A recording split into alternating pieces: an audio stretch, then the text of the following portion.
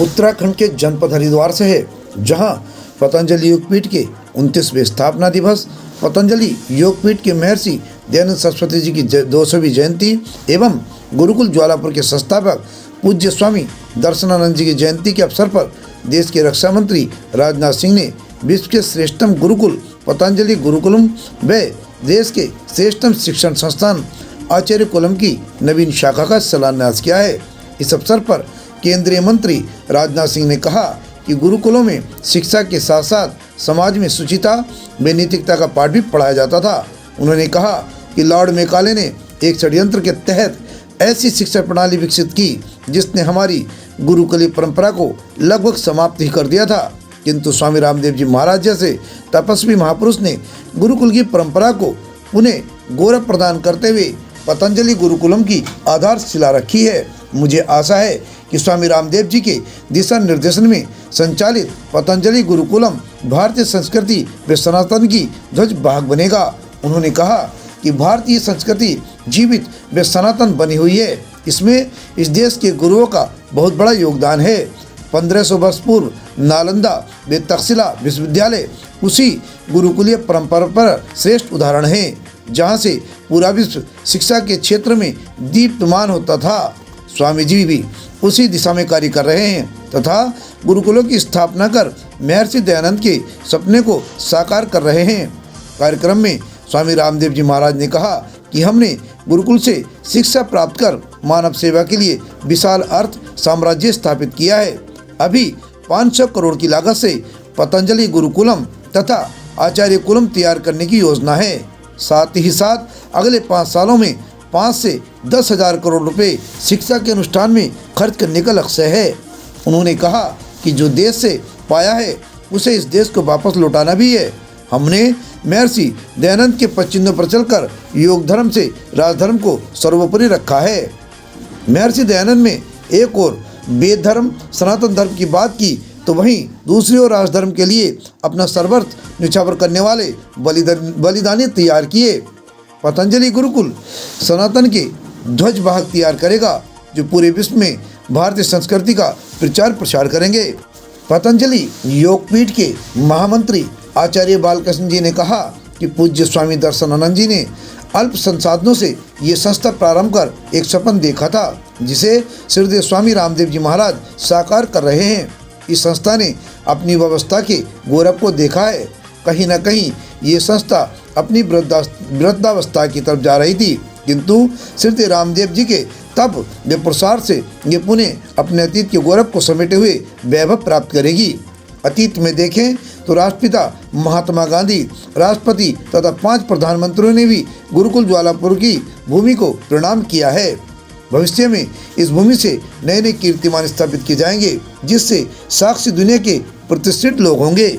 मध्य प्रदेश के मुख्यमंत्री मोहन यादव ने कहा कि त्रेता में मर्यादा पुरुषोत्तम भगवान राम तथा द्वापर में योगेश्वर कृष्ण ने गुरुकुलों में शिक्षा ग्रहण की थी। स्वामी रामदेव जी उसी गौरवशाली गुरुकुलीय परंपरा के संवाहक बन गुरुकुलीय परंपरा को गौरव प्रदान कर रहे हैं। उन्होंने कहा कि हमने नई शिक्षा नीति के माध्यम से भविष्य की पीढ़ी को भारतीय संस्कृति से जोड़ने का प्रण लिया है। हमारा लक्ष्य विद्यार्थियों का सर्वांगीण विकास है। हमें मानवता के उत्कृष्ट मापदंड स्थापित करने हैं।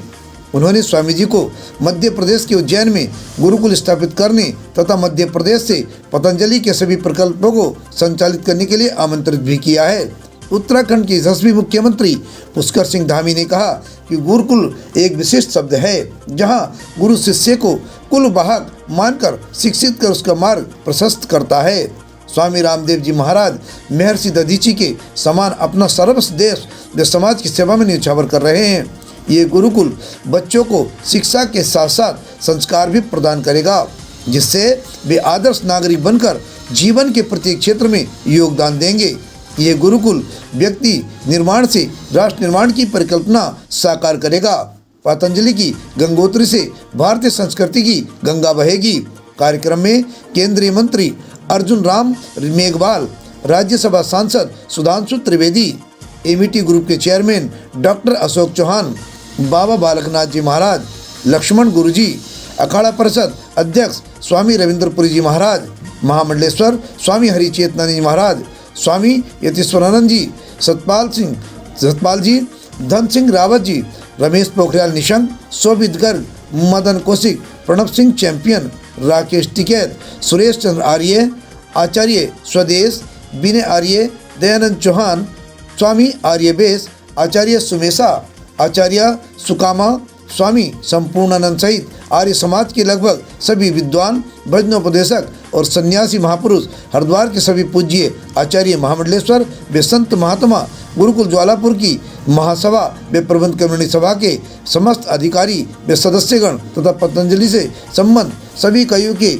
इकाई प्रमुख, अधिकारी, कर्मचारी, सन्यासी भाई बहन इस कार्यक्रम में सम्मिलित रहे।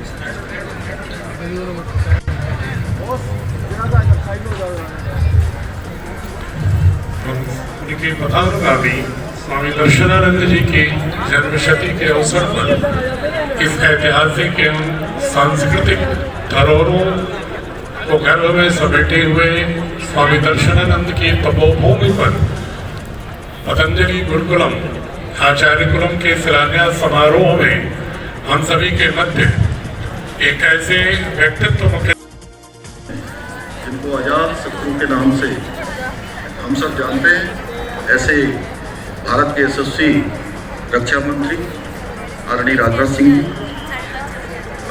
और जिनके संयोजन में को ले जाने का काम, आयुर्वेद को ले जाने का काम पूरी दुनिया के अंदर इसका प्रचार प्रसार उन्होंने किया है। भारत की जो शिक्षा पद्धति है उसको जन जन तक पहुंचाने में जिनका प्रयास चल रहा है, ऐसे पूज्य स्वामी रामदेव जी महाराज हमारे मध्य प्रदेश के यशस्वी, ऊर्जावान और बहुत सारी विधाओं के धनी आदरणीय मोहन यादव जी, यहाँ पर शिलान्यास हो रहा है। ऐसे मेरे सभी प्रिय विद्यार्थियों और आए हुए सभी आचार्य जी को, उनकी पूरी टीम को अपनी ओर से बहुत बधाई देना चाहता हूँ, बहुत शुभकामनाएं देता हूँ कि उन्होंने बहुत शानदार कार्यक्रम करा और एक ऐसी शुरुआत जिसके बारे में सभी पूर्व वक्ताओं ने यहाँ से बोला, और मंच पर विराजमान देश के रक्षा मंत्री राजनीतिक कार्यक्रम में पधारने के लिए उत्तराखंड की देवतुल्य जनता की ओर से उनका स्वागत करता हूँ। अभिनंदन परंपरा को पुनः स्थापित करने वाले पूज्य स्वामी रामदेव जी का शपथ ग्रहण के समय आप मिले थे तो मैंने उनसे चर्चा भी की थी, और मोहन यादव जी की तलवारबाजी। जय सिया राम, जय जय सिया राम, जय सिया राम, जय जय सिया राम, जय सिया राम, जय जय सिया राम, जय सिया राम, जय जय हनुमान, जय सिया राम, जय जय हनुमान, निर्धन के धन श्री भगवान, निर्बल के भला सीता।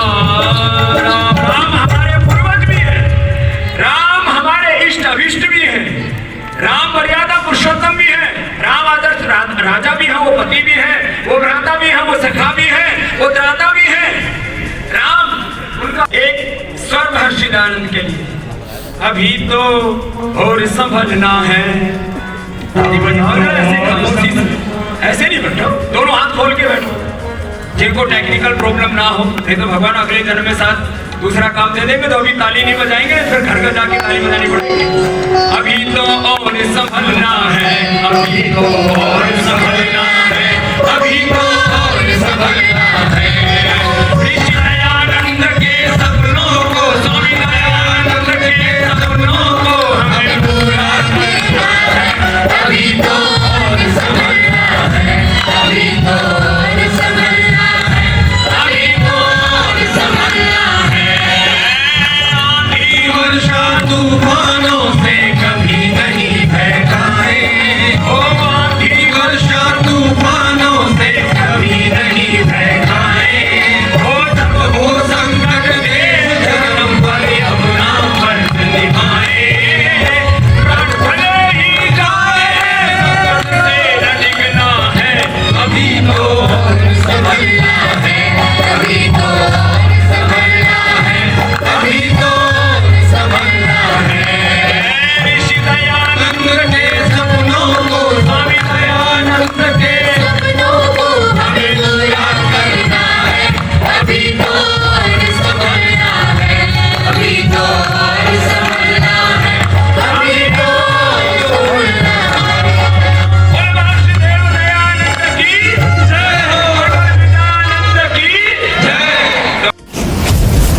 हरिद्वार से परिपाटी न्यूज टीम के साथ सुनील चौहान की एक खास रिपोर्ट। आज भजन गाते हुए बाबा को मैंने पहली बार सुना है। चाहे वह भाषण करते हैं अथवा भजन करते हैं, वह बराबर एक समा बांट देते हैं। सचमुच आज इस भव्य कार्यक्रम में उपस्थित होकर मैं अपने को यहाँ पर गौरवान्वित महसूस कर रहा हूँ। हमसे जुड़े रहने के लिए हमारे चैनल को सब्सक्राइब करना ना भूलें।